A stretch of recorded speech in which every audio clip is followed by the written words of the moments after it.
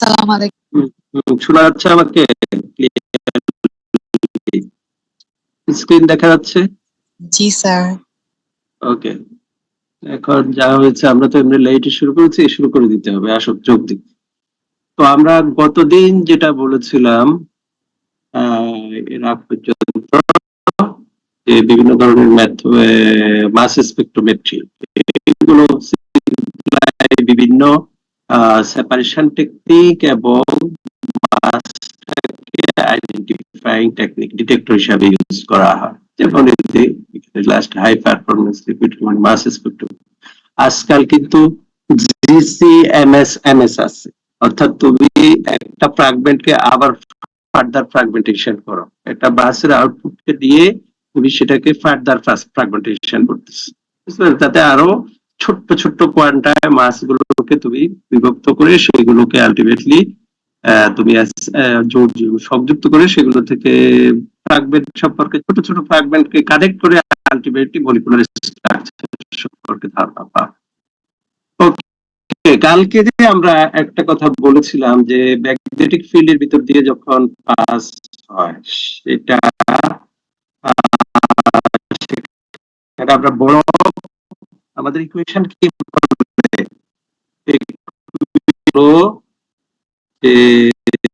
Kinetic energy, যেটা acceleration field of এবং magnetic ফিল্ডের যে ইকুয়েশন, সেই দুইটাকে আমরা কম্বাইন করে লরেন্স হোক, এগুলো ম্যাগনেটিক ফিল্ডের ভিতর দিয়ে কোনো আয়ন যদি চার্জ যদি নির্দিষ্ট প্রবাহিত হয়, সে একটা নির্দিষ্ট ফোর্স অ্যাটেন্ড করে, সেটা লরেন্স ফোর্স। লরেন্স ফোর্স থেকে রেডিয়াস অফ কার্ভেচার ডিটারমিন করে। যাই হোক, এখন এই দুটাকে কম্বাইন করে আমরা যেটা দেখলাম, দেখো এম বাই ই যত বাড়ে, এম বাই ই যত বেশি, তার রেডিয়াস অফ কার্ভেচারও তত বেশি। ঠিক আছে, কিন্তু আরেকটা কথা খেয়াল রাখতে হবে, যে ডিফ্লেকশন, ডিফ্লেকশন আমরা কি বলেছি হেভিয়ার অ্যাটমের জন্য? ডিফ্লেকশনটা ছিল কি স্মল আর, আর তোমার এর জন্য লাইটের জন্য ডিফ্লেকশনটা স্ট্রঙ্গার, তাই না? তো তার মানে কি ডিফ্লেকশন টু হোয়াট? তুমি এই যে এখানে দেখো, একটা হলো সেন্ট্রিফিউগাল ফোর্স আর একটা হলো সেন্ট্রিপেটাল ফোর্স। যখন ম্যাগনেটিক আয়ন চার্জ, যখন ম্যাগনেটিক লাইন অফ ফোর্স, তোমার ভেলোসিটি যেদিকে যাবে, যে আমার যে যেগুলো, ওই যে আয়নগুলো, তার পারপেন্ডিকুলার হইতে কাজ করে। ভেলোসিটি ডিরেকশন তোমার ম্যাগনেটিক লাইন অফ ফোর্স, অর্থাৎ ম্যাগনেটিক ফিল্ড এবং ম্যাগনেটিক ফিল্ডের তোমার পারপেন্ডিকুলার কাজ করে, তাকে টেনে আনতে চায়। যত স্ট্রংলি টেনে নিয়ে আসতে পারে, সেটা হবে মোর ডিফ্লেক্টেড। আর টানতে না পারার অর্থ হলো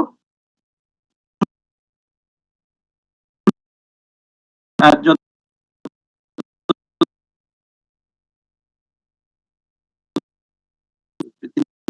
করি যে ডিফ্লেকশন যে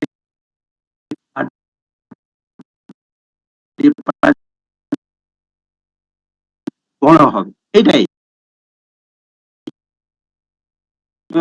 ডিফ্লেকশন বেশি মানে তার পাথ লেন্থ বেশি, বিষয়টা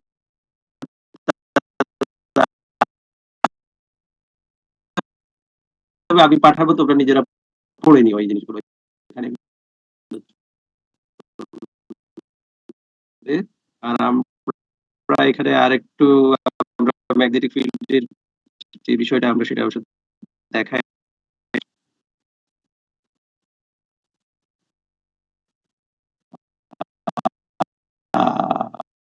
এই যে দেখা উচিত।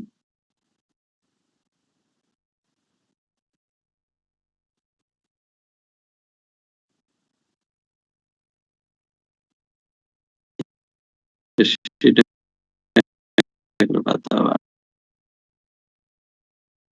যে আছে,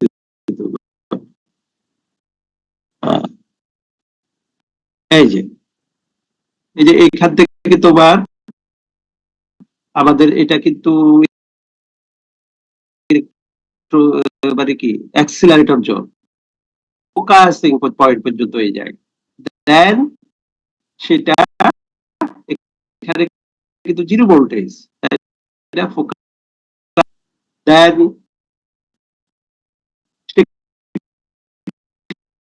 যে আয়ন পাথের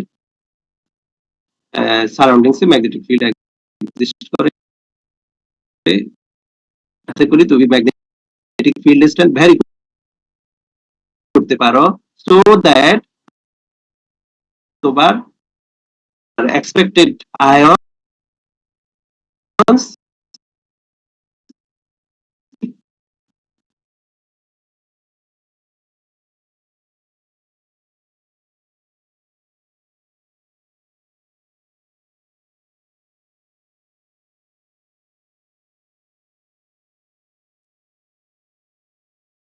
করতে পারি। পরে আমি যখন আবার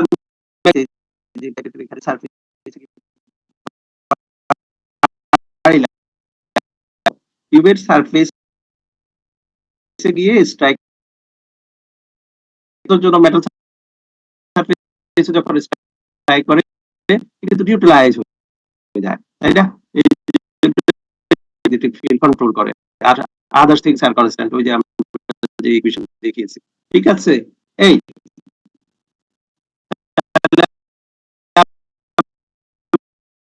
আমরা এখন একটু প্রসিড করি।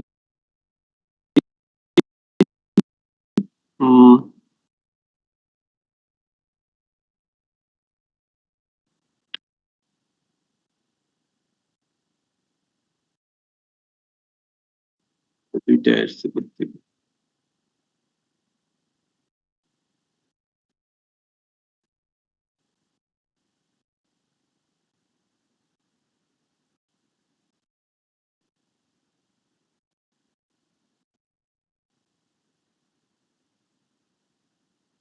আবার লক্ষ্য করুন।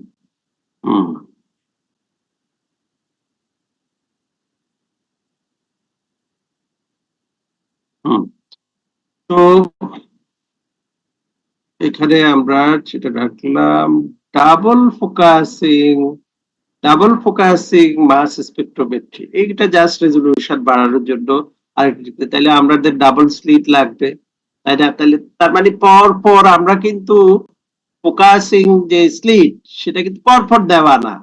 এটার অর্থ হলো যে প্রথমে ইলেকট্রোস্ট্যাটিক ইলেকট্রিক্যাল মানে তোমাকে কি বলে অ্যাক্সিলারেটর, অ্যাক্সিলারেটর ফিল্ডের ভিতর দিয়ে যে ইলেকট্রিক ফিল্ড অ্যাক্সিলারেটরটা আমরা ইউজ করেছি, সেটার পরে একটা ফোকাস, দেন আবার ইলেকট্রিক ফিল্ড সেট করা, অ্যাক্সিলারেটর সেট করে তারপরে ফোকাসিং করা।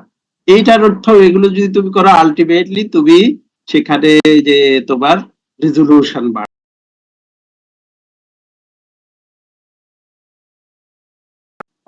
আর কি, আর রেকর্ডার, এই যে রেকর্ডার সিস্টেমে কি হয়, তো আমরা যদি রেকর্ডিং এর কথা বলি, সেখানে তোমার যখন একটা আয়ন কোনো মেটাল সারফেসে পড়ে তখন কি হবে, মেটাল সারফেসে যখন আয়নটা পড়বে সে মেটাল থেকে একটা ইলেকট্রন গিয়ে তাকে নিউট্রালাইজ করবে, তাই তো? সিস্টেমটাই এইভাবে যদি আমার যত আমি এটাকে কি পরিমাণ ইলেকট্রিসিটি, তার মানে কি এখানে কারেন্টের ফ্লো হচ্ছে একদিক থেকে, তাই না?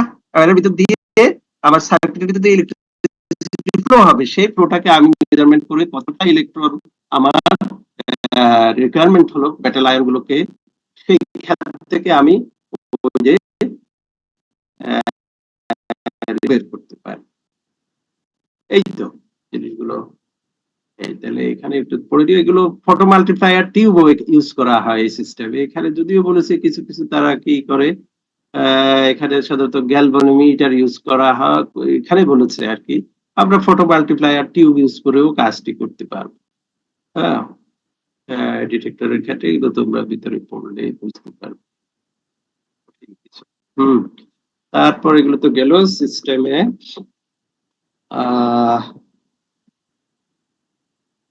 এইখানটাতে আমরা সেদিন গতকালকে বলেছিলাম যে তোমার এই যে কোয়াড্রোপল বাস স্পেকট্রোমেট্রি, এখানটাতে কি বলেছিলাম যে এখানে তোমার ডিসি ভোল্টেজ অ্যাপ্লাই করা হয় এবং রেডিও ফ্রিকোয়েন্সি অ্যাপ্লাই করা হলে এই ডিসি ভোল্টেজ এবং রেডিও ফ্রিকোয়েন্সি রেশিওর উপরে তোমার নির্ভর করে এই যে আমি যে আয়নটাকে প্রপাগেট করি থ্রু দিস ফিল্ড, এই যে এটা তো ইলেকট্রিক্যাল ফিল্ড এটা, তাই না? এটাতে ফিল করছে, দেন সেখানে গিয়ে তোমার এই এটার নিজস্ব একটা অসিলেশন তৈরি হয় যে ডিসি এবং রেডিও ফ্রিকোয়েন্সি রেশিওর উপর। তো সেইটা তোমার এই অসিলেশন ফিল্ড যদি টু স্ট্রং হয়ে থাকে, কি হবে সেখানে? সে যাইবারে টিউবগুলোর সঙ্গে বাড়ি লাগবে, রড গুলোর সঙ্গে, তারপরে সে প্রপাগেট করতে পারবে না, ডিটেক্টরে যেতে পারবে না। আচ্ছা, এই জায়গায় কিন্তু আমাদের ইয়ের দরকার হবে না। এটাই আমার কালকে মনে হয় একটু ভুল বলেছিলাম অন্যরকম, যে এইটাই তোমার ম্যাগনেটিক ফিল্ডের বদৌলতে এটাই ইউজ হচ্ছে, কোয়াড্রুপল মাস স্পেক্ট্রোমিটার। ঠিক আছে? তো এইখানে এই রেশিওটাই মূলত আমার মাসকে সিলেক্ট করে, সুতরাং আমার ওখানে ওই যে ম্যাগনেটিক ফিল্ডের আর প্রয়োজন হচ্ছে না। ঠিক আছে? দেন স্টিল এটা দিয়ে কিন্তু আমরা বলেছিলাম 10,000 পর্যন্ত তোমার রেজুলেশন বাড়ানো যাবে। কোনো কোনো আরো সিস্টেমে ইভেন কি 20,000 পর্যন্ত আমরা রেজুলেশন ইনক্রিজ করতে পারি। এখন আসো আমরা একটা মাস স্পেকট্রামকে কিভাবে ডেসক্রাইব করি। আমরা তো বলেছিলাম মাস স্পেকট্রাম কি, it's a plot of abundance, relative abundance versus mass over e ratio, হ্যাঁ, এম বাই ই রেশিও।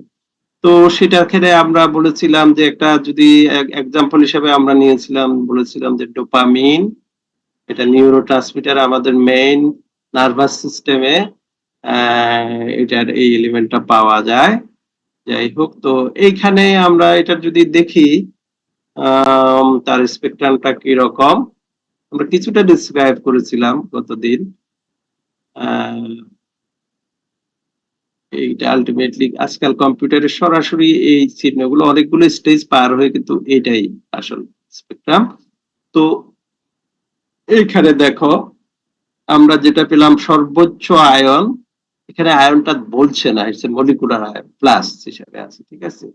153, তারপরে আমি 124 পেলাম। কত ডিফারেন্স, তাহলে একটা মাস এখান থেকে ফ্র্যাগমেন্টেশন, কোন ফ্র্যাগমেন্টটা বেরিয়ে গেছে তুমি এটা থেকে এটার ডিফারেন্স থেকে বের করতে পারবা, এবং সেটাকে তুমি এই ধরনের এই যে কম্বিনেশন কি কি আছে তোমার তো এখানে দেখতেই পাচ্ছ কি কি আছে, যেগুলোর সামেশন নিশ্চয়ই এখান থেকে এখানে যায়, এখানে এটুকু, আর ধরো এখান থেকে ভেঙে এটার যায় ওইদিকে যুক্ত করে, ওইরকম তা কিছু তোমার কন্টিনিউয়াস একটা প্যাটার্ন ফলো করতে হবে। এটা থেকে হয়তো এই কার্বন পর্যন্ত, এই কার্বন পর্যন্ত, হ্যাঁ এখানে দুইটা কার্বন, এটা রিং সিস্টেম যেহেতু আছে সেটা একটা তার দুই জায়গায় একসঙ্গে ভাঙতে হবে।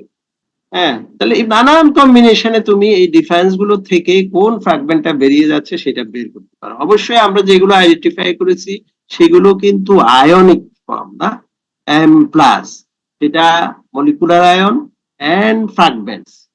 এখন মলিকুলার আয়ন এবং ফ্র্যাগমেন্টস, তাহলে এইটার আমরা জটিলতার দিকে যাচ্ছি না, তবে কিছু টার্মস এর কথা মনে রাখো, যে বেস পিক হলো হাইয়েস্ট তোমার যেটা যে কাউন্টস যেখানে সেটাই হলো বেস পিক, সেটাকে 100% ধরে বাকিগুলোকে তার সাপেক্ষে আমরা এক্সপ্রেস করি। ঠিক আছে? এইখানে তুমি দেখো কতগুলো গুচ্ছ পেয়েছো, তাই না? এই গুচ্ছের দেখো ডিফারেন্সটা কি রকম, 124, 125, 123, দেখো তার মানে কি 1 ইউনিট হাইড্রোজেন বেরিয়ে গেছে এই জায়গাগুলোতে। এগুলো সবে 1 ইউনিট যতগুলো দেখেছো হাইড্রোজেন বেরিয়েছে, সেন্ট্রাল একটা অ্যাটমকে কেন্দ্র করে ক্রমান্বয়ে তোমার কমে আবার বাড়ছেও। আচ্ছা, বাড়াটার থেকে এখানে কি হয়? হ্যাঁ, সেটাও ছোট থেকে ক্রমান্বয়ে কেন? আচ্ছা, আর হাইট কি ইন্ডিকেট করে? হাইট তো আমরা পপুলেশন কেন বেশি, তার স্টেবিলিটি বেশি। এই যে মাস ফরমেশন, এই যে আয়ন ফরমেশনটাকে স্টেবল করে কিছু না কিছু ফ্যাক্টর, সেগুলো তোমরা অর্গানিক কেমিস্ট্রিতে, আমরা যেহেতু মূলত অর্গানিক কেমিক্যালস নিয়ে কথা বলছি, অর্গানিক কম্পাউন্ড, তোমরা organic chemistry first year second ইয়ারে পড়েছো যে কি কি কারণে অর্গানিক এন্টিটি গুলো স্টাবিলাইজ হয়, রেডিক্যাল বলো, অ্যানায়ন বলো, ক্যাটায়ন বলো। আমরা যেহেতু এখানে ক্যাটায়ন নিয়ে কথা বলছি, সেহেতু ক্যাটায়ন গুলো কি কারণে স্টেবল হয়, রেজোনেন্স ফ্যাক্টর থাকে, নো বন্ড রেজোনেন্স থাকে, তারপরে ইলেকট্রন, যেহেতু কার্বোক্যাটায়ন, তাহলে ইলেকট্রন ডোনেটিং গ্রুপ যদি থাকে বেশি তাহলে তারা হেল্প করবে। আয়নটাকে স্টাবিলাইজ করতে। তাহলে যে আয়নটা যত স্টাবিলাইজ সে হয় সে তত তাড়াতাড়ি ফর্মেশন টেন্ডেন্সি থাকে এবং তার পপুলেশনটাও বেশি থাকে। ঠিক আছে, এগুলো আর একটু তোমরা ভিতরে অর্গানিক কেমিস্ট্রির সাহায্য নিতে হবে তোমরা এগুলো যখন পড়বা। এগুলো তো আর ওখানে অর্গানিক কেমিস্ট্রি পড়ে তো লাভ। আচ্ছা যাই হোক, তো এখন দেখো আমরা গতদিন একটু লাইফ টাইম নিয়ে কথা বলা শুরু করছিলাম যে এই যে আয়নগুলো মোস্ট অফ দি আয়ন তোমার যে তৈরি হয় সেগুলো আমি বলেছিলাম এট দি অর্ডার অফ 10⁻⁻⁶ সেকেন্ড। কিন্তু এর চেয়ে যদি শর্টার হয়ে থাকে লাইফ টাইম 10⁻⁷, তাহলে that could not have enough time to reach from the which zone, যে তোমার ionization zone to detectors. In some way either তোমরা এগুলো ইভেন কি তারা এই যে ম্যাগনেটিক ফিল্ড জোনে গিয়েও তোমার মানে ফ্র্যাগমেন্টেশন হতে পারে, কোনোটা আবার ধরো অ্যাক্সিলারেশন জোনেও ফ্র্যাগমেন্টেশন হতে পারে। বুঝছো, তাহলে আমার তাহলে লাগবে কি অ্যাটলিস্ট 10⁻⁻5 সেকেন্ড। এটা হচ্ছে লঙ্গার মানে 10⁻⁻5 সেকেন্ড। 10⁻5 সেকেন্ড হলে তুমি সেগুলো অবশ্যই নিশ্চিতভাবে তুমি মার্কেট প্লেসে যে আমরা দেখো ডিটেক্ট এক্সপেরিমেন্ট ডিজাইন করার সময় কিন্তু তুমি লং পাথ বানাতে পারবা না, যত শর্টেস্ট পাথ, ওই যে কোন পাথগুলো যে রিপিলার যে কি বলে অ্যাক্সিলারেটর জোন, তারপরে ধরো ফোকাসিং জোন, তারপরে ধরো ম্যাগনেটিক ফিল্ডের ভিতর যে যাচ্ছে অ্যানালাইজার জোন, যেটাকে বলে অ্যানালাইজার বলি এটাকে, ওই জোন, এগুলোর ল্যান্ড গুলো কিন্তু তোমাকে খুব মানে কেয়ারফুলি ডিজাইন করতে হবে, কারণ everything is limited by the life time of the ion generated in the ionization zone. সুতরাং তোমাকে খুব ছোট্ট জায়গায় যদি কাজটি করো, হ্যাঁ আমি যদি এই লাইফ জায়গাগুলোকে যত শর্ট আবার যত শর্ট ইউজ করবো, বিশেষ করে অ্যাক্সিলারেশন জোনে তুমি কিন্তু ওখানে দেখো আয়ন গুলো একটু একটু স্পেসের প্রয়োজন হয়, কিন্তু টাইমের প্রয়োজন হয় যে তাকে ওই যে ভ্যালোসিটিকে তোমার ইউনিফর্ম করার জন্য। ঠিক আছে, সেম আয়ন গুলোকে একই ভ্যালোসিটিতে নিয়ে আসার জন্য তোমার এখানে কিন্তু তোমার সময় একটু স্পেস দিতে হবে। তাইলে তুমি চাইলেও খুব একেবারে হাতের মানে খুব মিনিমাম স্পেস একেবারে এইটুকু জাস্ট সামান্য একটু গ্যাপ ওটা দিয়েও হবে না, কারণ আমার তো রেজলিউশনও লাগবে, একটা ট্রেড অফ লাগবে সব মিলিয়ে। এবং সেখানে দেখা গেছে যে 10⁻⁻5 সেকেন্ড যদি হয়, fine, every reason it can travel so that you can see by the detector. ঠিক আছে, আর যদি আমার যদি 10⁵ এর চেয়ে শর্টার হয়ে থাকে, সেটা আমার ইয়েতে অ্যাক্সিলারেটর জোনে ভেঙে যাবে। তো ভেঙে গেলে কি হবে, আমি আমি তো আমার উদ্দেশ্য তো আসলে অবশ্য আমি কিন্তু জাস্ট মলিকুলার আয়ন ফরমেশন করব তা না। অনেক আস্তে শোনা যায়। এখন শোনা যায়? হ্যাঁ, একটু আস্তে হচ্ছে স্যার। এমনি যে ভলিউম বাড়াইতে স্যার এখন ঠিক শোনা যায়। ও ঠিক আছে, আমাকে এত কাছে আসতে হবে আর কি। আচ্ছা, তো যেটা বলছিলাম এটা তো শুনতে পেয়েছো, 10⁻⁻5 সেকেন্ডের চেয়ে লঙ্গার টাইম পিরিয়ড হলে পরে 10⁻⁻5 অথবা লঙ্গার পিরিয়ড যদি হয় যে এই যে আয়নের life time, then that can reach to the detector, so you can get the you can see the ion that is that make its journey from the point of what,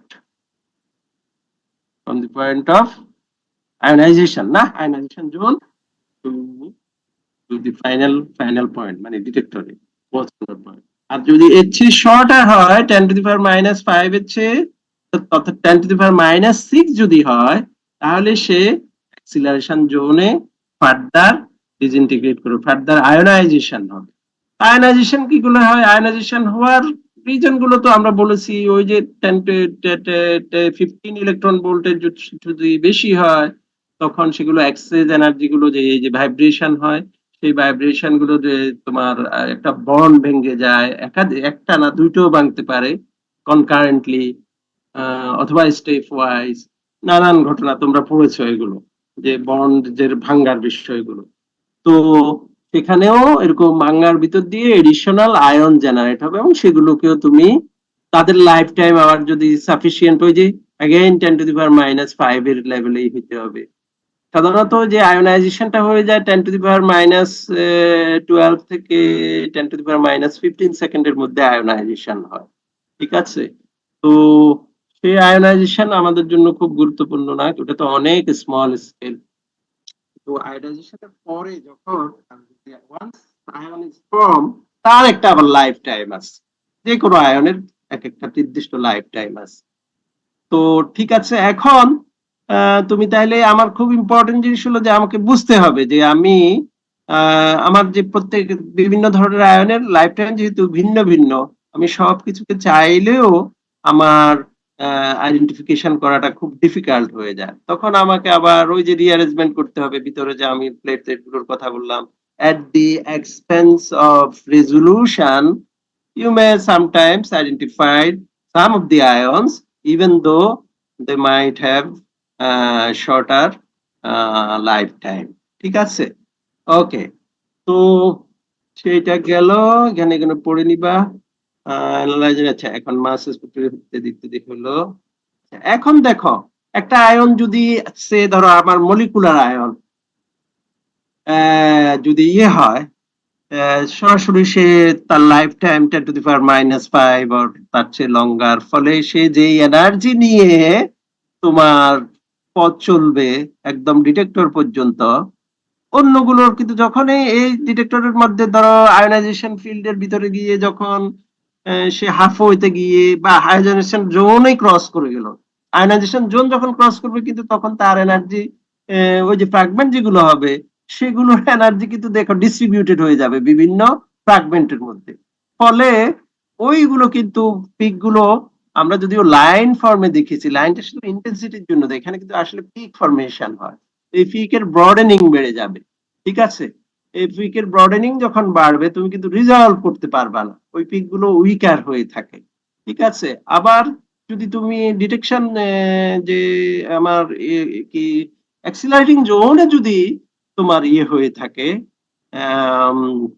কি বলে, accelerating জোনে যদি তোমার ডিসইন্টিগ্রেট করে, মানে daughter ion formation হয়, তাদের energy অবশ্যই higher than the ions those who disintegrate in magnetic zone, magnetic field zone, তাই না, অ্যানালাইজার জোন। তো এইগুলোই এখানে আমাদের আছে আর কি, এগুলো একটু পড়ে নিও তাহলে। এক্সট্রিমলি ইম্পর্টেন্ট যে কথাগুলো, অর্থাৎ life time related with the peak with, তাই না? তো লাইফ টাইম আমাকে, লাইফ টাইম খুব সেন্সিটিভ ইন এ সেন্স যে তুমি আদৌ এটা দেখতে পাবে না, সেগুলো নির্ভর করে। ওকে, এখন দেখো, আমরা যে ওই যে ডোপামিনের কথা বললাম, ডোপামিন দেখো কত আয়ন তৈরি করছে, তুমি লিস্ট যেটা আমরা একটা ওই স্পেকট্রাম থেকে পাওয়া গেছে, দেখো এটা হচ্ছে কি মাস নাম্বার নাকি, বা এই যে দেখো এই যে এমআই, এম ওভার ই মাস আর রিলেটিভ অ্যাবান্ডেন্স গুলো এইভাবে দেওয়া আছে, হিউজ হিউজ অনেকগুলো নাম্বার।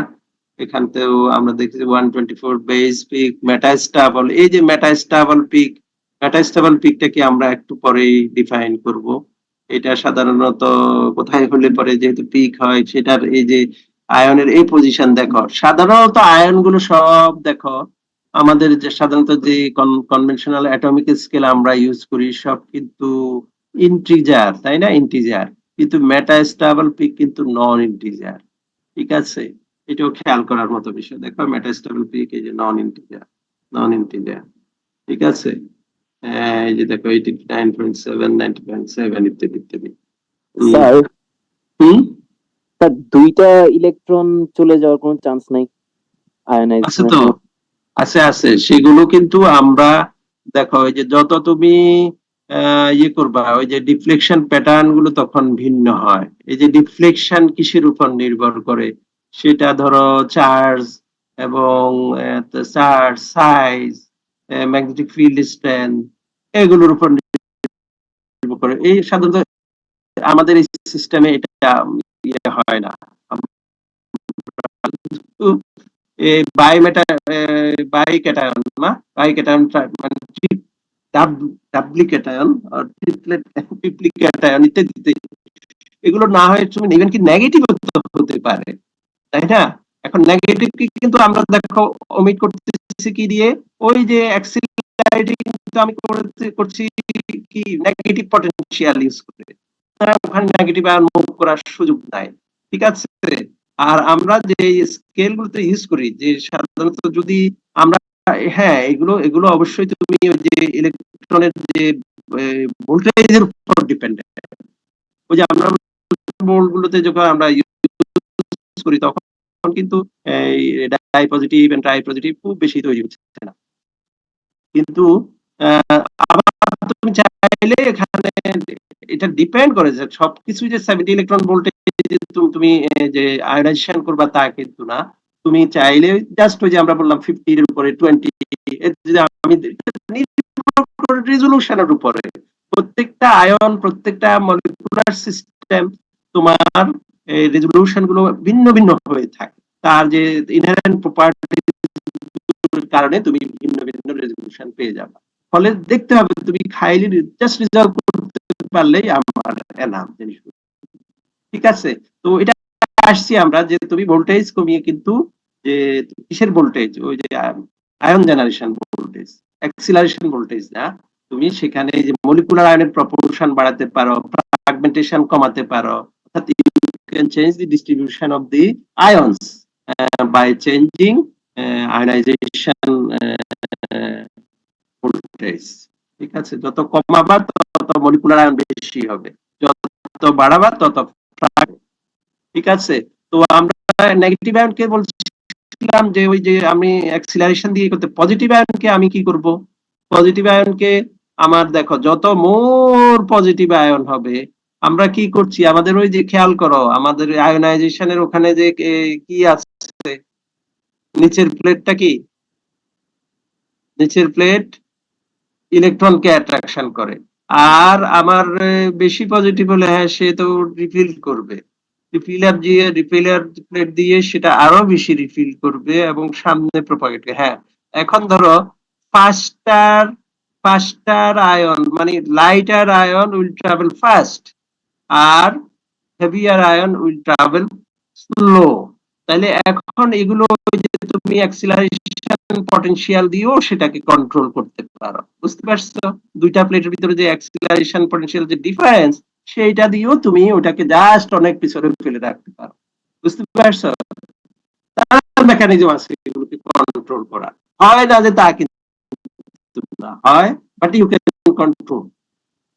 ওকে, তাহলে আমরা এখানে যে যে এটা জাস্ট আমাদের ডোপামিনের যে এটা পিক, এটা তো এটা দিয়ে আমরা এখানে যে ফিচার গুলো আমরা বলতে চাইলাম যে বেস পিক এবং ফ্র্যাগমেন্টস পিক এবং মলিকুলার আয়ন ফরমেশন।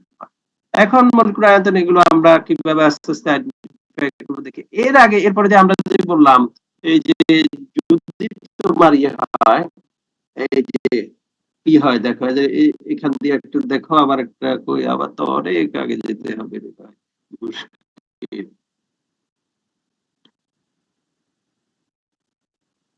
এই যে দেখো, এই যে স্টিল লাইফ টাইম নিয়ে কথা, ions lifetime with the water temperature are accelerating the ionization before they have an opportunity.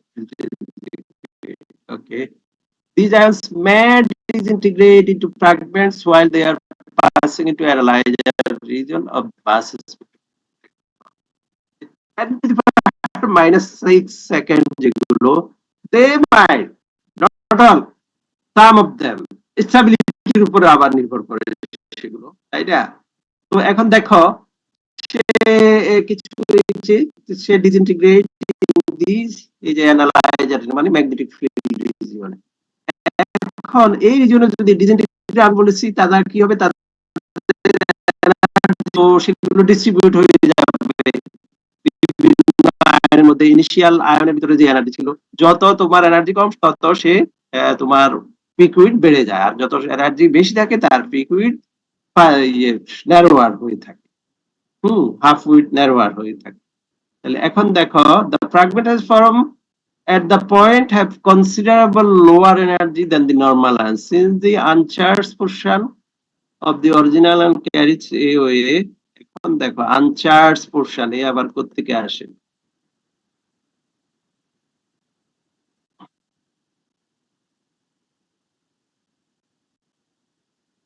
Some of the energy that ion received as it was accelerated.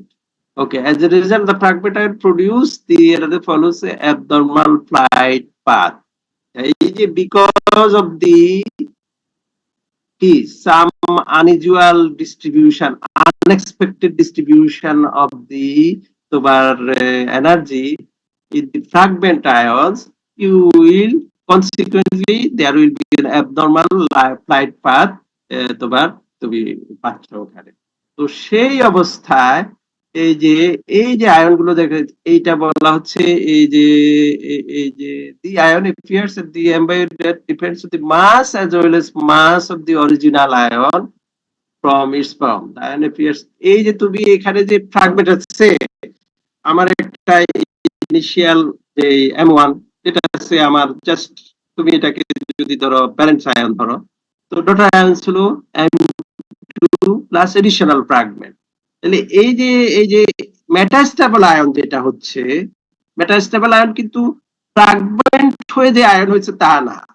Meta ion হচ্ছে এই যে combination of all this two, এই যে daughter parents ion and daughter আয়নের সঙ্গে সম্পর্ক আছে। দেখো এই যে M star is given by metastable ion which is square of the concentration of square of the mass of the daughter ion divided by mass of the parent ion. এইটা হলো metastable. এই জন্য এখানে এই ইকুয়েশনটাই তোমার আলটিমেটলি তোমাকে নন integer ভ্যালুটা arise করে এখানে। তাহলে এই যে তাহলে হোয়াট ইজ মেটাস্টেবল আয়ন তোমাদেরকে একটু পড়তে হবে, বুঝতে হবে। From which it means such an ion give rise to metastable ion. তাহলে এই যে because of this what, এই যে আমি যে মাসটা পাচ্ছি which is given by this equation, সেটাই হচ্ছে মেটাস্টেবল আয়ন। এটাও না এটাও না, ঠিক আছে। আয়নটা এখানে because of the lower energy in each of the fragments cultivates এই যে এখানে mass of the original properties in some, so you can explain the structure again molecular metastables also, but some of the ions you observe in the analyzed by the metastable formation of metastable ions. বুঝছো? Usually আমরা হিসাব করতে পারি না, কিন্তু যদি এই যে মেটা আয়ন মেটাস্টেবল আয়ন কথা আমরা ভাবি তাইলে আমরা লিংকস টু ফিক্স, তাহলে এটা তোমাকে এটা ফিক্স যে ফরমেশন হয় এই দুটো তো আছে সিস্টেমে, দুটো কিন্তু আছে, এই দুটোর সঙ্গে আবার লিংক শো করে তোমাকে, তাই না? Metastable why these two ions is there, তাই না? এদের কন্ট্রিবিউশন আলটিমেটলি মেটাস্টেবল ফরমেশন, এবং সেগুলোর ডিসোসিয়েশনটা কোথায় হলো, ফ্র্যাগমেন্টেশনটা হলো অ্যানালাইজার জোন। অ্যানালাইজার জোনে লোয়ার লাইফ টাইম মানে 10⁻⁶ সেকেন্ড অর লোয়ার দেন তোমার এগুলো সেই জায়গাগুলোতে মেটাস্টেবল আয়ন ফরমেশন। তাহলে এই মেটাস্টেবল আয়নটা তো তোমরা শর্ট নোট তৈরি করতে পারো। ওকে, এখন দেখো determination of molecular ion, molecular weight. আমরা তখন যে কথাবার্তা যে বলছি, একটা তো আমরা দেখলামই যে ডোপামিন তার একটা মলিকুলার আয়ন এবং মলিকুলার আয়ন পিক আমরা দেখেছি, এবং সেটা আমরা কত দেখলাম 154, খুব একটা স্ট্রং না। কেন স্ট্রং না? সেগুলো নিশ্চয়ই তার মলিকুলার আয়নের স্টেবিলিটিটা কম, সেটাই। তাই না? সে তার মানে তার একটা টেন্ডেন্সি থাকে to disintegrate into fragments ion, এবং আমরা দেখলাম শত শত ফ্র্যাগমেন্টস আয়ন একটা টেবিলে দেখলাম, তাই না? সেই জন্য মলিকুলার আয়ন আর মলিকুলার আয়ন নাই, সে খুব অল্প পরিমাণে আছে, অধিকাংশ ডিসইন্টিগ্রেট হয়ে গেছে টু ডটার আয়নস। ঠিক আছে, এখন তাহলে এখানে তাহলে তুমি তো ডিফারেন্স আছে, এখন তো সেগুলো আমরা আইডেন্টিফাই করলাম। এখন দেখো এগুলো আমরা মাস স্পেকট্রোমেট্রি দিয়ে ইত্যাদি দিয়ে আইডেন্টিফাই করছি, কিন্তু এইখানটাতে কিছু কিছু তোমার এখানে মলিকুলার আয়নের ক্ষেত্রে গেছে। এখন মলিকুলার আয়ন তো তুমি ফাইন, তুমি যদি একটা স্পেকট্রামের ভিতরে মলিকুলার আয়ন কিনা সেইটা বুঝবা কি করে? তুমি এমনি তো দেখতে পাবা, তুমি যখন স্পেকট্রাম মেজারমেন্ট করছো, ড্র করবা, যন্ত্র থেকে আউটপুট পাচ্ছ, সেখানে দেখবা একটা আয়ন সর্বোচ্চ আয়নের মলিকুলার সর্বোচ্চ মাস ভ্যালুতে আসছে সে, কিন্তু সেটা মলিকুলার আয়ন বুঝবা কি করে? সেটা আমরা গতদিন কিন্তু বলেছিলাম একটা, যে relative isotopic abundance of the by calculating relative isotopic abundance of the isotopes, you can get idea whether it is molecular ion or not. আরেকটা হলো by changing the ionization potential, মানে ionization potential to lower values, you can increase the propensity by strength of or number population of molecular ion and decreasing the তোমার fragments ions, সেগুলো কিন্তু clue. ঠিক আছে, আর এর বাইরেও আরো কিছু কিছু কথাবার্তা আছে, যেমন নাইট্রোজেন রুল। একটা কম্পাউন্ডের ভিতরে যদি কোনো নাইট্রোজেন, একটা আয়নের ভিতরে যদি কোনো নাইট্রোজেন না থাকে, কিংবা ইভেন নাম্বার অফ আয়ন থাকে, তার molecular weight even or by odd number electron থাকে, odd number নাইট্রোজেন থাকে, তার মলিকুলার ওয়েট হবে odd। নাইট্রোজেন রুল দিয়ে তুমি এক্সপ্লেইন করতে পারো যেটা মলিকুলার ওয়েট কিনা, মলিকুলার মাস কিনা, তুমি রিলেটিভ আইসোটোপিক অ্যাবান্ডেন্স দিয়ে করতে পারো। পটেনশিয়াল অর্থাৎ বোম্বার্ডিং এনার্জি, এই ইলেকট্রন দিয়ে বোম্বার্ড মলিকুলকে, যার থেকে তুমি ইলেকট্রনের যে বোম্বার্ডমেন্ট তুমি যদি কমাও, সেখান থেকে তুমি জিনিসগুলো ধারণা করতে পারো। বলেছে তোমার এই জিনিসগুলো খুব important. How you could confirm mass spectrometry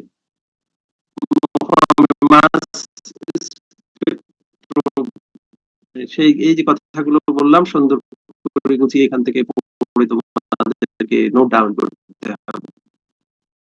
ঠিক আছে, আচ্ছা, এখন দেখেন যে certain fact that molecular ion এগুলো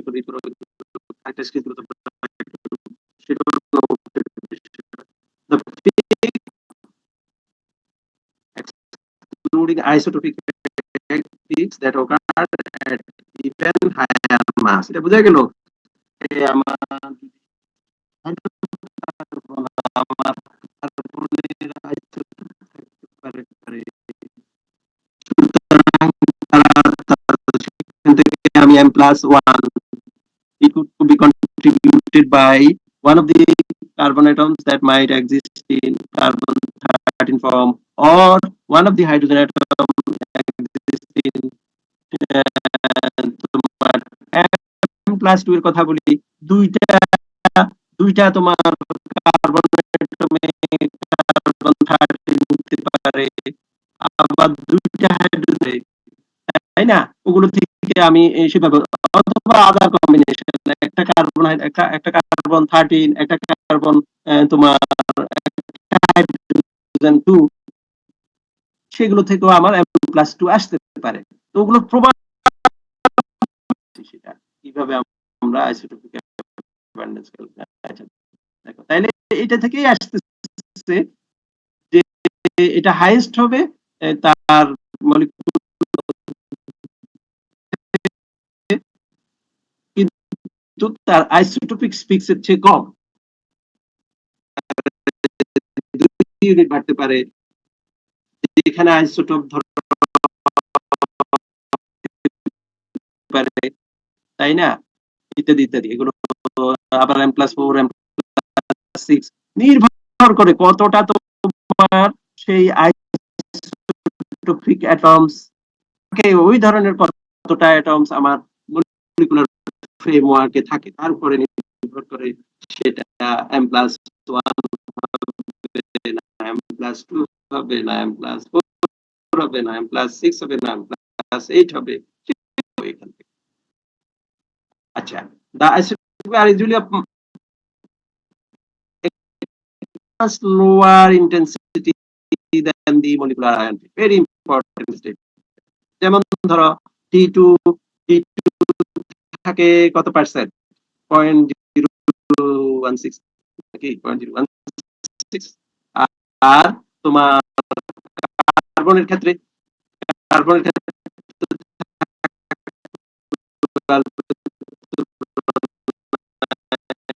1.08%। দুইটা অ্যাটমের সেই আইসোটোপিক কন্ট্রিবিউশনের কথা চিন্তা করব, সেখানে আমাকে 100টার মধ্যে তার কি অবস্থান করা যায়, M+2 কিভাবে বের করা যায়। আর দিছে, আচ্ছা এখন দেখো sample pressure used in most spectral studies, the probability that ion molecules will collide to 10 to the power minus -8, 10 to the power -9, এই ধরনের প্রেসার লেভেলে এই estimate করা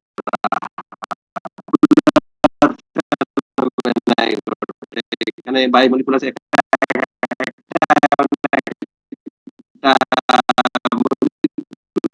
এন্টিটি কোলাইড করা, এগুলো খুব টাফ, খুব রেয়ার কেস, খুব বেশি ফেভারেবল কন্ডিশন গুলো সেখানে হয় না বললেই চলে। কিন্তু কিছু কিছু তোমরা দেখেছো organic chemistry-তে ion হয়ে যায়। আয়নের ক্ষেত্রেও বিভিন্ন আয়ন ফর্মেশনের ক্ষেত্রে তোমার মাইগ্রেশন হয় আয়ন থেকে কিংবা অন্য নিউট্রাল অ্যাটম মলিকুল থেকে একটা হাইড্রোজেনকে অ্যাবস্ট্রাক্ট করে, যার ফলে তোমার এক্সপেক্টেড আয়নের ভ্যালুটা 1 বেড়ে যায়, এবং সেটা পজিটিভ আয়ন হলো কিনা তার উপর নির্ভর করে আমরা কিন্তু নানান ধরনের এই যে ওভারঅল তোমার কি বলে মলিকুলার ডায়াগনোসিসের ক্ষেত্রে তোমার এই জিনিসগুলো বিবেচনায় নিতে হবে তোমাকে। ওকে, ion must have an odd number of electrons, এটা তো ট্রু, তাই না? মলিকুলার আয়নে আমরা করে একটা ইলেকট্রনকে নকিং আউট করে দেয়, মলিকুলার যে ব্যালেন্স ইলেকট্রন থাকে সেখান থেকে একটা ইলেকট্রন তোমার বের করে দিল, তাহলে আমরা এটাকে বলি যে আয়ন রেডিক্যাল। একটা আয়ন পাওয়া যায়, দুইটা আয়ন থেকে দুইটা ইলেকট্রন থেকে একটা চলে গেলে একটা ইলেকট্রন ইলেকট্রন থাকে, আর যেহেতু ইলেকট্রন ঘাটতি হলো সেই জন্য এটা তোমার বাই ইলেকট্রন বিম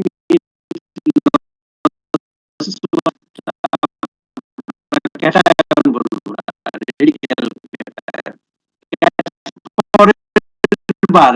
এই যে রেডিক্যাল ক্যাটায়ন থেকে যদি আরেকটা বন্ড হোমোলাইটিক ডিসোসিয়েশনের ভিতর দিয়ে একটা রেডিক্যাল ইলেকট্রন কমে গেল, তখন কিন্তু ফুলি আবার ক্যাটায়ন ফর্মেশন। বুঝতে পেরেছো? আবার যদি একসঙ্গে যদি দুইটা বন্ড, এই যে একটা radical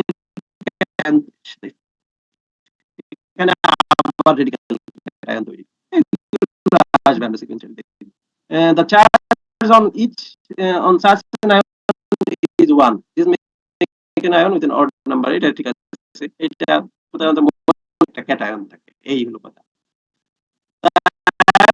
Must be capable of forming important fragment ions in the spectrum, particularly the logical neutral fragment. ঠিক আছে, তাহলে এখন দেখো যদি তুমি অর্থাৎ হাই ভোল্টেজের ইলেকট্রন দিয়ে স্ট্রাইক করো হায়ার এনার্জি ইলেকট্রন দিয়ে, দেন সেখানে অবশ্যই ফ্র্যাগমেন্টেশন হবে, নিউট্রাল স্পিসিস বের হবে, অথবা সেখান থেকে একটা একটা প্যাটার্নে আমরা দেখব। এখন দেখো এই যে observable bandage of suspected molecular ion যে আমরা আলটিমেটলি তো পাই, এটা নির্ভর করে হ্যাঁ বেশি অথবা কম, সেটা নির্ভর করে কিসের উপরে, অর্থাৎ মলিকুলার আয়নের স্টেবিলিটিটা কিসের উপরে, সেখানে কি বলা highly branch substance undergo fragmentation, highly branch হলে সেখানে কি হয়, ফ্র্যাগমেন্টেশনটাকে ফেভার করে stabilizing the formation of that ion, তাই না? should be unlikely. ব্রাঞ্চ মলিকুলের জন্য তোমার তার এই যে মলিকুলার আয়ন, তাইলে তুমি এই যে সোজা কথা, তুমি যে মলিকুলার আয়ন তুমি হবে সেগুলোর একটা ক্রমধারা এখানে বলা আছে। অ্যারোমেটিক কম্পাউন্ড এগুলো তোমাদের একটু অর্গানিক স্ট্রাকচারগুলোর দিকে তাকাও, সবচেয়ে দেখা যায় আনস্টেবল অ্যালকোহলস আর আগে ব্রাঞ্চ হাইড্রোকার্বনস, মানে এগুলো এই যে অ্যালকোহলের মধ্যে ক্যাটায়ন ফর্মেশনটাকে হেল্প করে কি করে, এখান থেকে সহজে বেরিয়ে গিয়ে এখানে ব্রাঞ্চ চেইনের মধ্যে হচ্ছে ফর্মেশন, মানে যত higher degrees of cation formation আছে, তাহলে তোমার সবচেয়ে বড় কথা হলো তাহলে এই আমি কি পাচ্ছি, আমরা যদি কতগুলো একটা ডিস্ট্রিবিউটেড যদি দিই তোমাকে arrange the life time of the stability of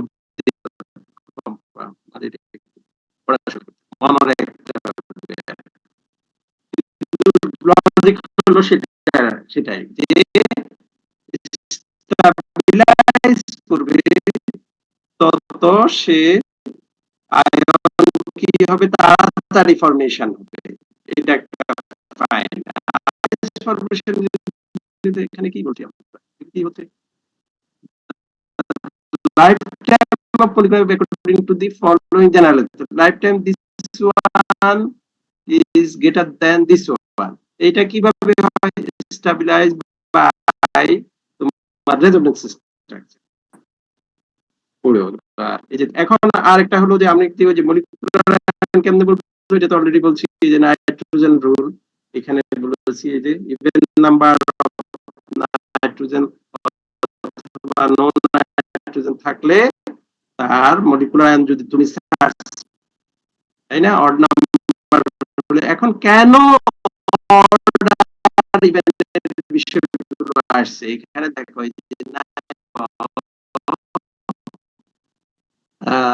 এখানে অড মাস, এখানে কি হচ্ছে যে নাইট্রোজেন রুল স্টেমস বাট তার ভ্যালেন্সি কত, এই যে অড ভ্যালেন্স সেটাকে একটা হাইড্রোজেন দিয়ে সেই কভার করে, তাহলে তার সঙ্গে একটা যখন থাকবে তখন 14 সঙ্গে 1 যোগ হলে 15 হয়ে গেল। দুইটা যখন থাকবে নাইট্রোজেন তখন কিন্তু আবার ইভেন হবে, তিনটা ইভেন, চারটা হলে ইভেন ইত্যাদি। তুমি এখানে দেখো উদাহরণ দেওয়া আছে কিসের, এই যে থাইলিনামাইন,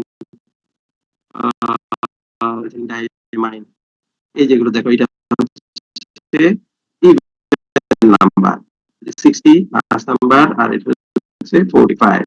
আমরা এখান থেকে আমরা এখন যদি একটু বোঝার চেষ্টা করি রিলেটিভ অ্যাবান্ডেন্স গুলো কি রকম, কি জিনিসগুলো। এই যে দেখো ক্লোরিনের আমরা জানি দুইটা আইসোটপস, 35, তার ন্যাচারাল অ্যাবান্ডেন্স রিলেটিভ অ্যাবান্ডেন্স বলছে 75.77, আর যেটা ক্লোরিন আইসো 37 তার আমরা এখান থেকে কি পাই, হ্যাঁ এটার মোটামুটি 1/3, তাই না? এই যে 3 times than that of chlorine 37, তাই না? সুতরাং আমি এখানে M+2 একটা সিস্টেমের মধ্যে ক্লোরিন আছে কিনা, যদি তুমি মলিকুলার আয়নের একটা হাইয়েস্ট আয়নটা, যদি হাইয়েস্ট আয়নের ভ্যালুর উপর যে রেশিও 2 একটা 3 গুণ হয়, and lower atomic mass, lower তোমার মাস যেটা, সেটা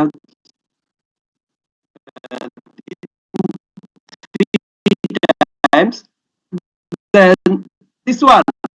এর ক্ষেত্রে কি অবস্থা দেখো, ব্রোমিন 79 এবং ব্রোমিন 81, 79 আর 81 হচ্ছে 49.5%। তার মানে এটা প্রায় কত 98%। তুমি স্পেকট্রামের মধ্যে দেখতে যদি দেখো শেষের দিকে একদম শেষ হাই স্পিকের মধ্যে যে একটা পিক পেলা যা, তার বাকিটা তার 2 মাস বড়, তার স্ট্রেংথ হলো 98% অফ দিস পিক। তাহলে তুমি একেবারে চোখ বন্ধ করে বলে দিতে পারো এটা isotopic abundance, natural isotopic abundance ভিত্তি করে আমরা কোরিলেট করতে পারি, তাই না? মানে তুমি আইসোটোপিক অ্যাবান্ডেন্সটাকে তুমি ইউটিলাইজ করে একটা মলিকুলার ফ্রেমওয়ার্কের মধ্যে কি কি ধরনের অ্যাটম আছে তার এক্সিস্টেন্স সম্পর্কে সেম টাইম তুমি তার মলিকুলার আয়নকে রিকগনিশন করতে পারো। এক্সট্রিমলি ইম্পর্টেন্ট জিনিসগুলো, তাই না? এখানে তাহলে এখন দেখো আমরা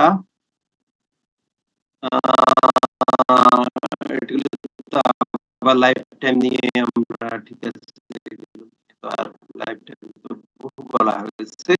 অ্যালকোহলকে আমরা বলছি যে alcohol through dehydration varies with the molecular and losses water mass এত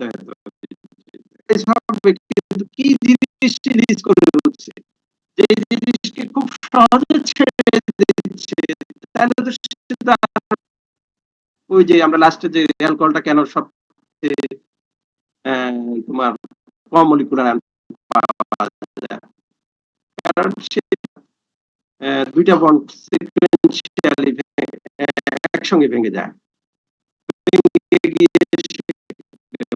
-18 বাদ দিলে পরে তাহলে সোজা তুমি যে সমস্ত সিস্টেমে দেখবা ওয়াটার তো তুমি সেইভাবে পাবা না, তোমাকে দেখতে হবে মলিকুলার অ্যালকোহলের মলিকুলার আয়ন তুমি কিভাবে এস্টিমেট করবা, হাইয়েস্ট মলিকুলার যেটা পাওয়া যায় তার সঙ্গে 18 মধ্যে আমার যদি এসিটেট থাকে, এসিটেট যদি থাকে সেখানে অ্যাসিটিক অ্যাসিড এই যে 60 মাস তোমার যদি যা পাওয়া হয় তার সঙ্গে 60 করলে তুমি অ্যাসিটেট গুলোকে ধরে দিতে পারবা। এখন দেখো আমরা তো আমরা যে আয়নাইজেশন গুলো করে থাকি, কিন্তু তোমার কোনো সার্টেন টাইপ অফ মলিকিউল যেগুলোর মধ্যে conjugate acid of oxygen and nitrogen compounds থাকে, conjugate acids of oxygen and nitrogen খুব বেশি, রিজনেবলি হাই। তো সেই জায়গাগুলোতে তোমার এখানে যদি আমরা এরকম করি, এই যে দেখো 0.5 মিলিগ্রাম অফ মার্কারি, সেখানে ion molecule collision, nitrogen can abstract hydrogen and oxygen also can abstract hydrogen. When গুলোকে এক্সপ্লেইন করব সেখানে কিন্তু একটা এক্সপেক্টেড ভ্যালু 1 ইউনিট বেশি বেশি ভ্যালু আমরা এই দেখতে পাবো।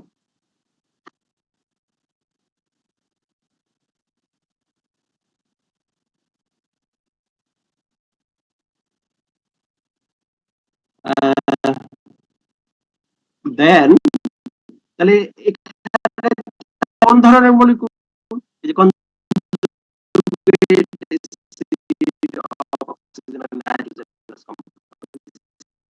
such a collision in hydrogen is transferred from a molecule to an ion. The resulting ion is then accelerates the oxygen compound from pair from oxonium ions and nitrogen compounds from ammonium ions. Unit higher than the mass of the molecule ion. ঠিক আছে, এখানে দেখো isotopic abundance, তাই না? Isotopic abundance এর মধ্যে সেটাও add up মধ্যে এই যে সালফারের মধ্যে যে অক্সিজেন এবং নাইট্রোজেন তোমার কনজুগেটেড অবস্থায় থাকে, সেইখানে তুমি in addition to the contribution you might also have to add this contribution, যে কি কলিশন যুক্ত হবে, সোজা কথা m+1 এর স্ট্রেংথ বাড়বে। ঠিক আছে, maybe molecular weight of oxygen nitrogen, ভালো কথা। এখন ফিল্টারাইজেশন আনছো, ফিল্টারাইজেশন এগুলো আমরা এখানে ফিল্টারাইজেশন যাব না। এখন দেখো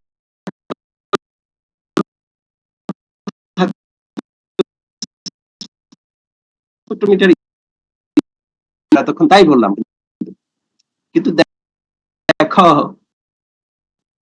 কিছু কিছু মলিকিউল আছে, এই যে দেখো এখানে যদি নাইট্রোজেন অক্সিডেট সবগুলো 60.05 সামথিং 05, এখানে কতবার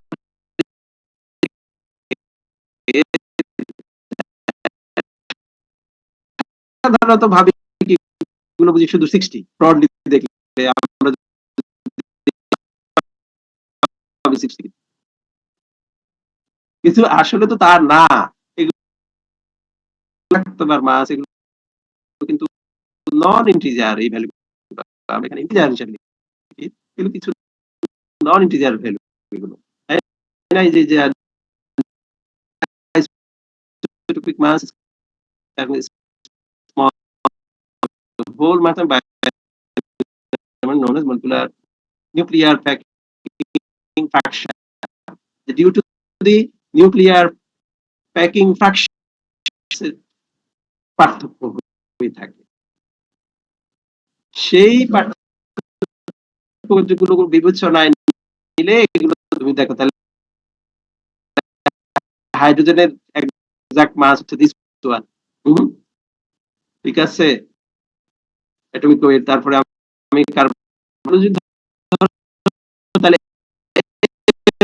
তাহলে এখন দেখো এখানে তুমি হিসাব করো, আমরা তো ওই যে রেজোলিউশনের হিসাব একটা ইকুয়েশন দিয়েছিলাম না resolution equal m over del m, which তাইলে ধরো এটাকে ডিভাইডেড বাই এটার ডিফারেন্স দিয়ে ভাগ দাও করে দেখো, তাহলে এই হাই রেজোলিউশন তুমি হ্যাঁ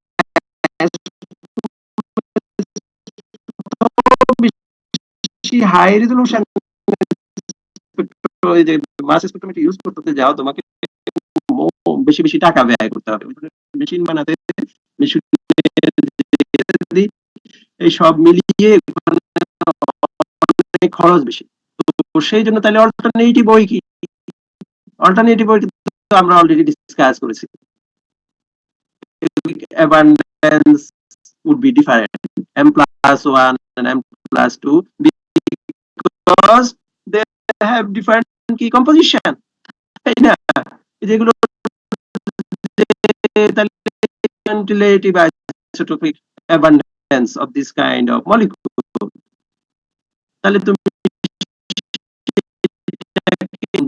কোনটার কি molecular ion এবং তার যে m plus 1 m plus 2 এগুলো বের করলে তুমি বের করে ফেলতে পারবে। আমরা হিসাবটা কিভাবে করব,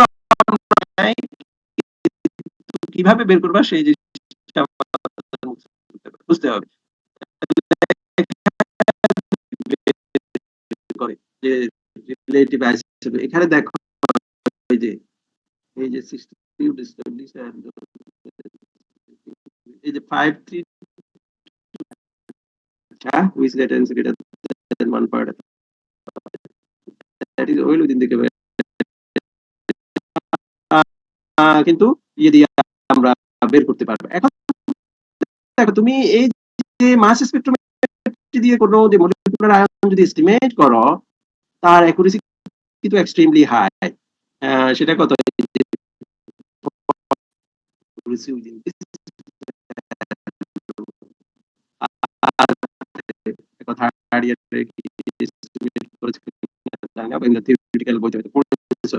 মলিকুলার এস্টিমেট করলে সেটাকে 0.1% এক্সট্রিমলি হাই অ্যাকুরেসি। জাস্ট এই যে এই লেভেলে তুমি যদি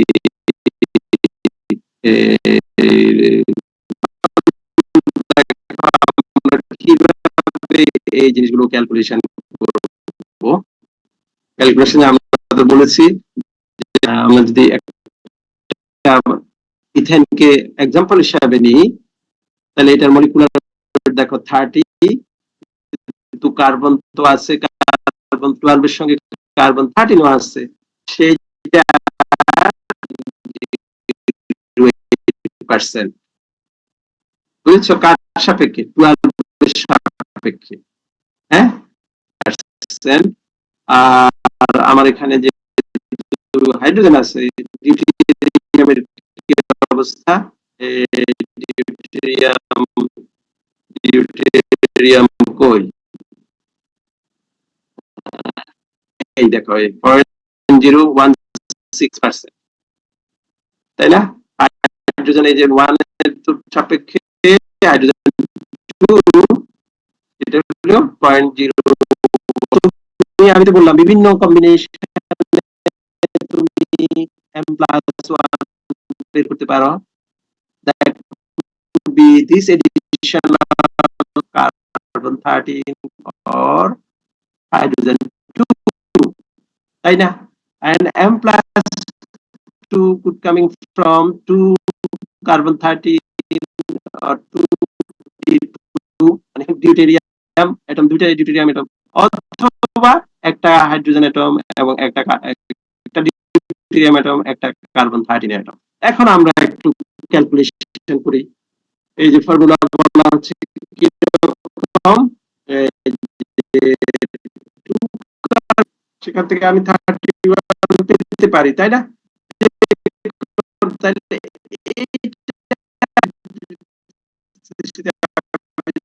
দেখি একটা কন্ট্রিবিউট করে 1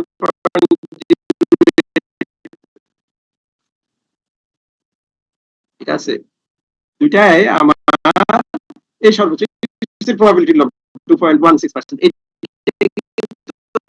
কার্বন কার্বন 13 জনিত কন্ট্রিবিউশন হলো 2.16।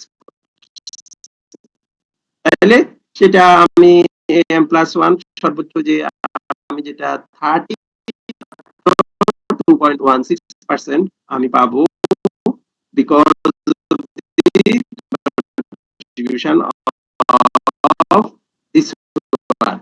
এই যে আমাকে দিতে পারে সেটা হলো তোমার ডিউটেরিয়ামের ক্ষেত্রে। ডিউটেরিয়ামের একই কথা, আমার এখানে আমার যেহেতু তোমার 6টা হাইড্রোজেন যুক্ত আছে, সেটার প্রবাবিলিটি বলা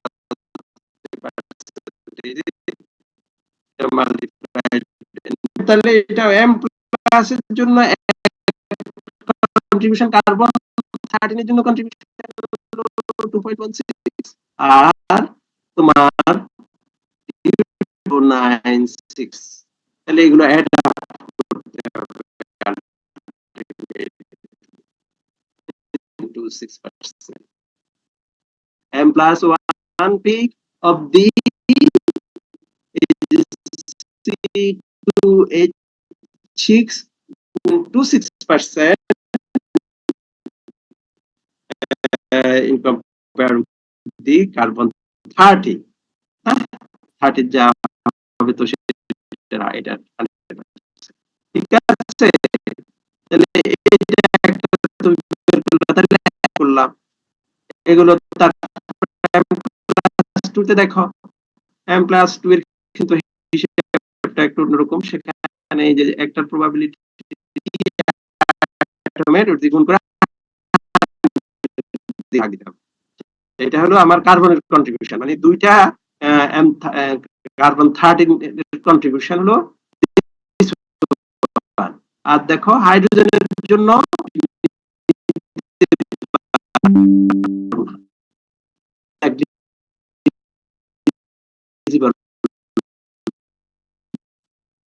m+2 আমি পাই কত পার্সেন্ট? ওই যে দিস ওয়ান 0.01%। দেখো তাইলে 30 যে পিকটা পাইলা এটাকে 100% যদি ধরো, তার 2.26% 31 এর জন্য 26%, আর মাত্র তুমি 0.01% পাচ্ছ m+2 পিক। তাহলে বাই কি measuring the m+1 m and m+2 you can easily identify which molecular ion, which structure is present among the options, তাই না? আমরা অন্তত একটা ফিক্স করে ফেলতে পারলাম যে ওই যে চারটা যে দেওয়া ছিল, চারটার ভিতরে অন্তত একটা তো আমরা ওখানে এটা ভিন্ন, সেটাতে না। এটা হলো আমরা জাস্ট এটা দিয়ে আমরা এনশিওর করতে পারি it is the molecular entity of this one C2H6, মানে C2H6 plus dot radical, হ্যাঁ, রেডিক্যাল ক্যাটায়ন। এই ক্যাটায়নটা থেকেই আমরা এই ধরনের মলিকুলার ডিস্ট্রিবিউশন করি। অনুরূপ ভাবে তুমি অন্যান্য অ্যাটম কন্টেইনিং সিস্টেম গুলোকে যদি নাও, সেগুলোর ক্ষেত্রে কি অবস্থা হবে?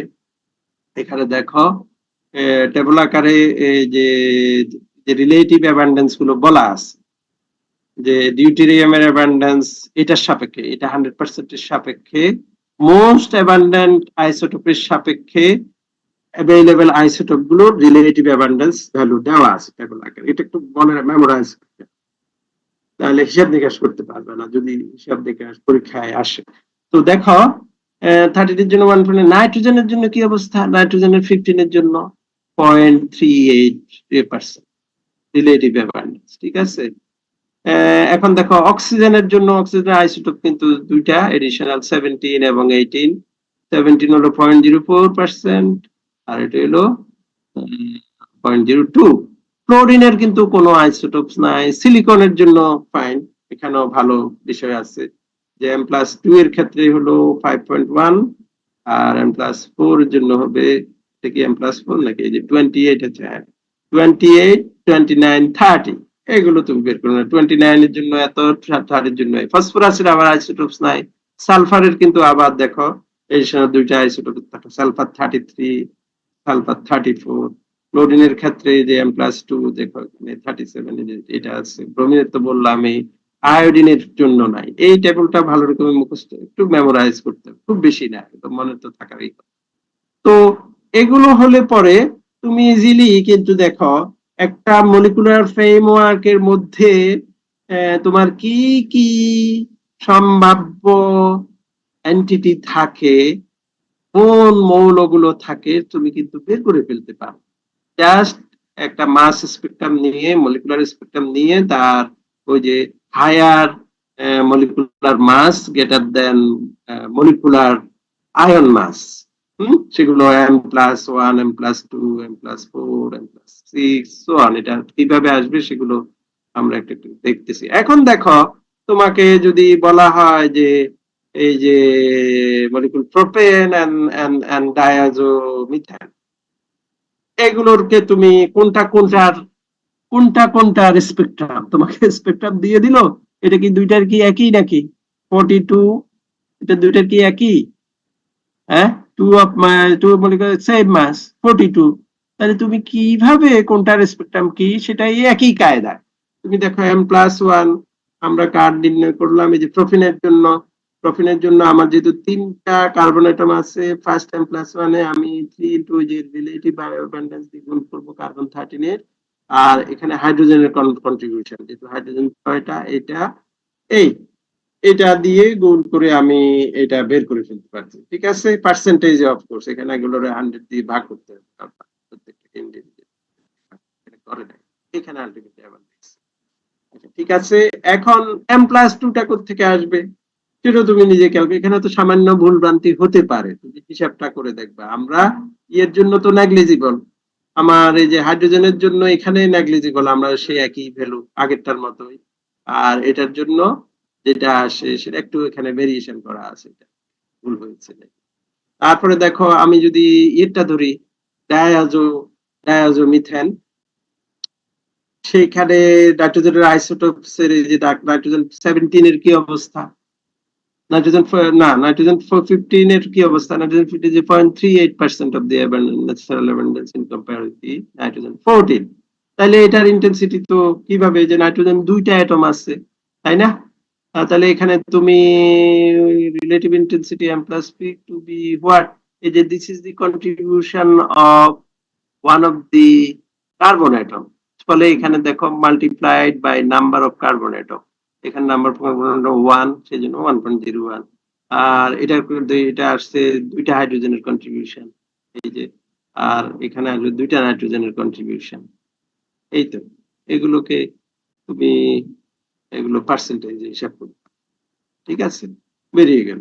তারপরে M+2 তুমি একই কায়দায়, যে আমরা যে বলছি এখানে ধরো M+2 কিভাবে, ওই যে আগের ইকুয়েশনটা আমরা ইউজ করবো, যে আমরা C2H6 এর জন্য যেরকম ইউজ করেছি, ঠিক এইভাবে খুব কম, দেখো M2 10 to the 0.01%, এগুলো কোত্থেকে আসবে, এগুলো আসলে ওই তিনটারই কন্ট্রিবিউশন আসবে, তো তিনটারই কন্ট্রিবিউশন আসলে এটা 0.01, এটা এই ক্যালকুলেশন ঠিক আছে, তুমি আগের যদি অনুসরণ করো। তাইলে এখন দেখো, so how you could differentiate between the C3H6 and CH2NH2 even though they have same molecular mass, এখানে আনসার গুলো আছে। You have to calculate these things by utilizing the relative isotopic abundance given in the above table. Overall তোমার এই যে দেখো M+1%, M+1 estimate করার কায়দাগুলো ওই যে এখানে আছে, বলে দেওয়া আছে, আর M+2 এরও পদ্ধতিগুলো এখানে দেওয়া আছে। তো ভিতরের গুলো বলতে এটা না ফলো করলেও কোনো সমস্যা নাই, এটা আমরা যেগুলো আগে বলেছি সেগুলো ভিতরে যে আমরা রিডিং করলাম এতক্ষণ পর্যন্ত, সেখান থেকে বুঝতে পারবা তোমরা। এখন দেখো, এটা তো হিসাব করে দেখাই গেছে যে কি কি অবস্থা, ওই যে ভিতরের হিসাবগুলো এখানে দিল। এখন আলটিমেটলি আমরা অনুরূপ ভাবে যে আগে যে বলেছিলাম, ওই যে 4টা কার্বন মনোক্সাইড, নাইট্রোজেন, ইথেন, এগুলো সব কিন্তু দেখো মাস নাম্বার হলো 28, এগুলোর আলাদা করবা কি করে, সেই একই পদ্ধতি M+1 এবং M+2 পদ্ধতি তুমি ইউটিলাইজ করে এগুলো আলাদা করতে পারো। তো সেখানে দেখো এই যে রিলেটিভ অ্যাবান্ডেন্স, এই যে এটার ক্ষেত্রে হিসাব করে বের করেছে তারা এম প্লাস কত ইত্যাদি ইত্যাদি। তুমি ইজিলি বলতে পারবা যে এই দুইটার ভিতরে M+1 M+2 আছে, এটার ভিতরে তো নাই M+2, তাই না? তাহলে এখন দেখো, তাহলে তুমি এই যে from this value you can surely certainly identified all this compound, তাই না? Even though you do not use the high resolution molecular এই যে mass spectrometer, বুঝছো? হাই রেজলিউশন আমরা বলছি এটা is related with the cost. সুতরাং আমরা এটা সিম্পল তোমার মাস স্পেকট্রোমিটার যার রেজলিউশন अराउंड 6000 এটা দিয়ে তুমি এস্টিমেট করতে পারো।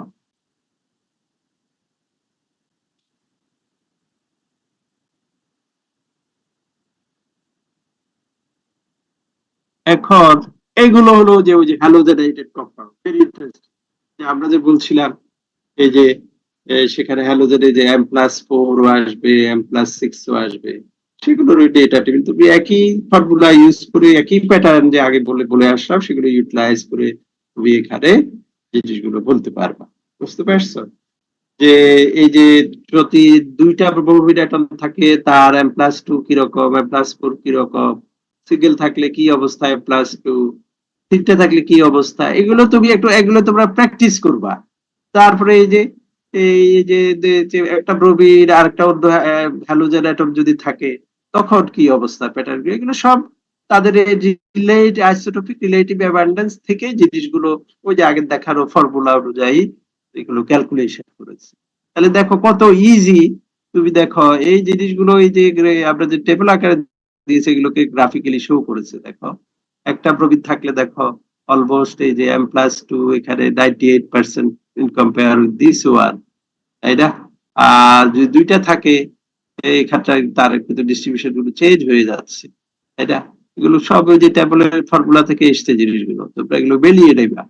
অনুরূপ ভাবে তিনটা থাকলে কি অবস্থা, এভাবে ক্লোরিনের ক্ষেত্রে কি অবস্থা দেখো, ক্লোরিনের যখন থাকে একেবারে এটা 1/3, তাই না?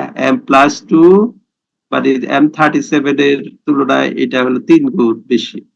ক্লোরিনের তো এটা দেখলাম আর যদি দুইটা ক্লোরিন অ্যাটম থাকে তখন তাদের কিন্তু রিলেটিভ ডিস্ট্রিবিউশন গুলো ভিন্ন ভিন্ন, এটা থাকলে অন্যরকম, ইত্যাদি ইত্যাদি বের করতে পারবা। তো খুব ইম্পর্টেন্ট এগুলো কিন্তু, যে ইলুসিডেশন অফ মলিকুলার স্ট্রাকচার বাই তোমার অ্যাটমিক বাই মাস স্পেকট্রোমেট্রি, এগুলোই হলো টেকনিক।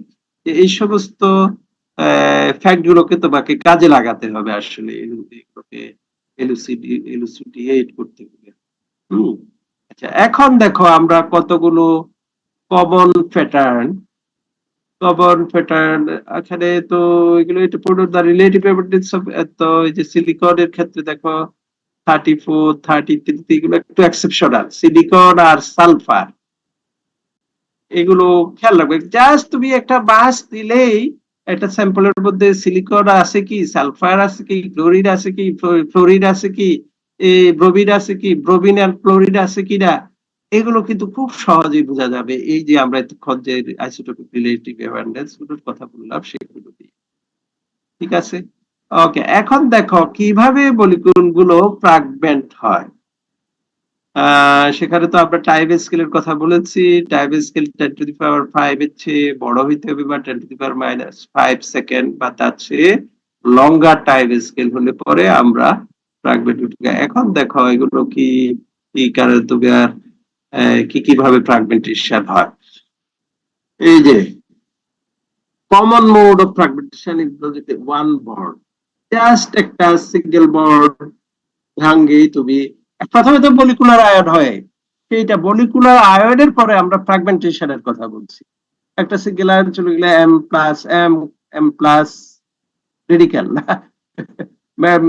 আয়ন রেডিক্যাল, সেই আয়ন রেডিক্যালের পরে কি হবে, পরে তোমার সবচেয়ে উইকেস্ট বন্ড ভাঙবে, তাই না? উইকেস্ট বন্ড ভাঙবে, একটা বন্ড ভাঙলে কি হবে, সেটা তো আমরা বলেছি। হোমোলাইটিক বন্ড যদি হয় তোমার ভাঙা, তাহলে একটার সঙ্গে চলে যাবে, একটার সঙ্গে চলে যাবে তোমার একটা রেডিক্যাল, আর একটাতে যেহেতু অলরেডি মলিকুলার আয়নের পার্টে একটা রেডিক্যাল ছিলই, তাহলে এডিশনাল একটা রেডিক্যাল হয়ে আলটিমেটলি সে এইটা পেয়ার্ড হয়ে গেছে, this are no longer radical, তাহলে ইটস এ ক্যাটায়নিক কনভার্ট হয়ে যায়।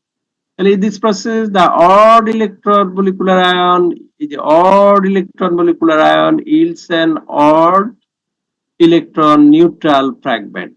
এই যে নিউট্রাল ফ্র্যাগমেন্ট একটা হবে যেখানে একটা ইলেকট্রন থাকবে and even electron fragment ion, তাই না? যদি একটা সিঙ্গেল বন্ড রিলিজ করে ফ্রম দি মলিকুলার আয়ন, তাহলে তুমি কি পাচ্ছ? তার রেজাল্টটা হচ্ছে একটা neutral fragment having odd electron, আর একটা হলো তুমি ইভেন ইলেকট্রন কন্টেইনিং ফ্র্যাগমেন্ট, অর্থাৎ সেটা ক্যাটায়নে পাচ্ছ।